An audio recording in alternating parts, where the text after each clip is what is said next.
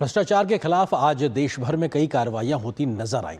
छत्तीसगढ़ में करोड़ों रुपए के शराब घोटाले में पूर्व सीएम भूपेश बघेल के बेटे को आज ईडी ने गिरफ्तार कर लिया।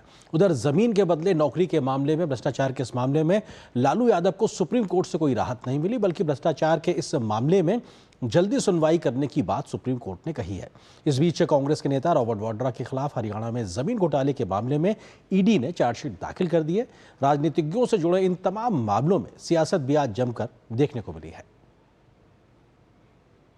छत्तीसगढ़ में हुए 2100 करोड़ रुपए के शराब घोटाले में शुक्रवार को राज्य के पूर्व सीएम भूपेश बघेल के बेटे चैतन्य को ईडी ने गिरफ्तार कर लिया।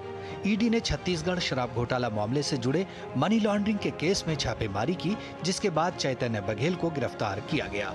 ईडी ने चैतन्य बघेल को पीएमएलए कोर्ट में पेश किया, जहां से कोर्ट ने चैतन्य बघेल को 5 दिनों की ईडी कस्टडी में भेज दिया है। छत्तीसगढ़ के बहुचर्चित शराब घोटाले में चैतन्य बघेल की गिरफ्तारी पर भूपेश बघेल ने इसे राजनीति से प्रेरित बताया, तो वहीं बीजेपी ने कहा है कि करोड़ों रुपए का घोटाला किया है तो जांच तो होगी ही।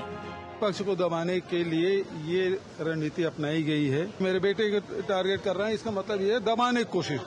जिस तरह का भ्रष्टाचार किया गया है, भ्रष्टाचार में नवाचार किए गए हैं, भ्रष्टाचार में ब्रॉडकास्टिंग की गई है, भ्रष्टाचार एक्सपोर्ट किया गया है, कॉन्सेप्ट सब जानते हैं भाई।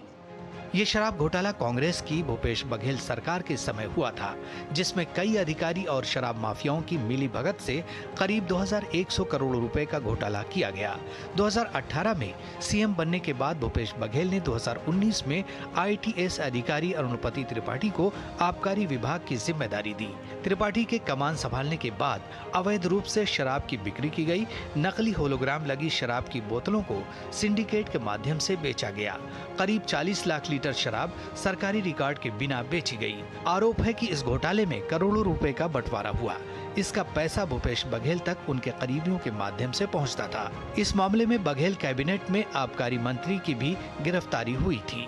इसी घोटाले को लेकर ईडी ने मनी लॉन्ड्रिंग का मामला दर्ज किया है। ईडी के अनुसार छत्तीसगढ़ में कथित शराब घोटाला 2019 और 2022 के बीच हुआ था, जब छत्तीसगढ़ में भूपेश बघेल के नेतृत्व वाली कांग्रेस की सरकार थी। हालांकि ईडी इस पूरे मामले की जांच कर रही है। आने वाले दिनों में कई महत्वपूर्ण खुलासे हो सकते हैं। इस बीच हरियाणा में जमीन घोटाले को लेकर ईडी ने रॉबर्ट वाड्रा के खिलाफ चार्जशीट दाखिल की है। इस पर कांग्रेस के नेता राहुल गांधी ने ईडी पर परेशान करने का आरोप लगाया था, जिसके बाद बीजेपी ने कांग्रेस और गांधी परिवार पर जमकर हमला बोला। बीकानेर में ये आम चर्चा है कि इन्होंने किसानों की जमीनें सस्ती दर पे खरीदी और मुनाफा कमाने के लिए महंगी दर पे बेची और सीलिंग एक्ट का उल्लंघन किया। आज एक तो राहुल गांधी ने स्पष्ट कर दिया है कि पूरी तरह से या तो उनको जानकारी थी रॉबर्ट वाड्रा के काले कारनामों के बारे में, या हो सकता है कि वो पूरी तरह से इसमें इन्वॉल्व भी थे। उधर भ्रष्टाचार के मामले में पूर्व रेल मंत्री लालू प्रसाद यादव को सुप्रीम कोर्ट से राहत नहीं मिली है। जमीन के बदले नौकरी देने के मामले में सुप्रीम कोर्ट ने ट्रायल की कोर्ट की सुनवाई पर रोक लगाने से मना कर दिया है, तो दिल्ली हाई कोर्ट से जल्द सुनवाई करने को भी कहा है। उधर भ्रष्टाचार के मामले पर ही आम आदमी पार्टी भी लगातार सवालों के घेरे में है। बीजेपी ने आप पर आरोप लगाया है कि दिल्ली में लूट मचाने के बाद अब आपकी सरकार पंजाब को लूट रही है। इतने घोटाले उन्होंने किए हैं कि अगर रोज के हिसाब से भी ट्रायल शुरू करे तो भी 10 सालों में उनकी ट्रायलें नहीं पूरी हो सकती, जितने उन्होंने हर चीज में घोटाला है। अभी ये सिर्फ दिल्ली के घोटाले हैं, पंजाब के घोटाले अभी अलग से हैं। पंजाब को अब उन्होंने लूटने का अड्डा बना रखा है। भ्रष्टाचार के खिलाफ कार्रवाई के लिहाज से शुक्रवार का दिन काफी खास रहा, जहां सुप्रीम कोर्ट भ्रष्टाचार पर बेहद सख्त नजर आया, तो एजेंसियां भी कार्रवाई करती हुई नजर आ रही हैं। रायपुर से सोमेश पटेल और दिल्ली से शैलेंद्र मिश्रा के साथ ब्यूरो रिपोर्ट, डीडी न्यूज। और हमारे सहयोगी संवाददाता सोमेश पटेल इस वक्त हमारे साथ रायपुर से मौजूद हैं अधिक बातचीत करने के लिए। सोमेश, अगर बात की जाए तो किस तरीके से पूरा राजनीतिक रंग देने की कोशिश की गई भूपेश बघेल के द्वारा इस भ्रष्टाचार के खिलाफ कार्रवाई के मामले में, क्या कुछ अभी का अपडेट है इस वक्त का?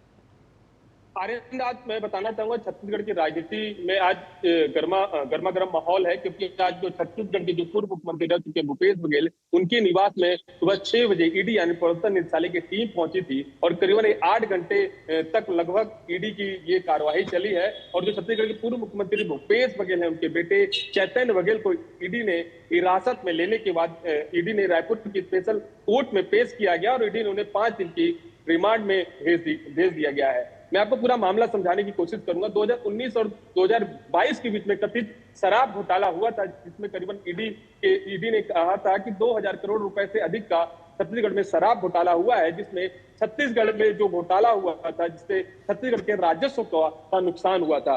छत्तीसगढ़ के पूर्व मुख्यमंत्री भूपेश बघेल ने भी कहा है कि उन्हें परेशान किया जा रहा है। और आज जिस तरह से छत्तीसगढ़ में ईडी की कार्रवाई हुई है, छत्तीसगढ़ के जो भिलाई स्थित निवास पे ईडी की जो कार्रवाई चली है, करीबन 8 घंटे तक ये कार्रवाई चली है, तो कहीं ना कहीं ये देखा जा सकता है कि छत्तीसगढ़ में जो शराब घोटाला हुआ था 19-20 के बीच में, और इससे पहले भी छत्तीसगढ़ में कांग्रेस की सरकार के समय जो तमाम घोटाले हुए थे, चाहे महादेव सट्टे का जिक्र हो, चाहे कोल स्कीम का जिक्र हो, तमाम घोटाले की जांच ईडी प्रवर्तन निदेशालय की टीम कर रही है। और कहीं ना कहीं आज जिस तरह से ये कार्रवाई हुई है, छत्तीसगढ़ में अब तक की सबसे बड़ी कार्रवाई देखी गई है, क्योंकि इसमें छत्तीसगढ़ के पूर्व मुख्यमंत्री भूपेश बघेल बेटे यानी चैतन्य बघेल का नाम शामिल है। जी बहुत बहुत शुक्रिया सोमेश, हमारे साथ जुड़ने के लिए, इस खबर पर विस्तार देने के लिए बहुत बहुत शुक्रिया।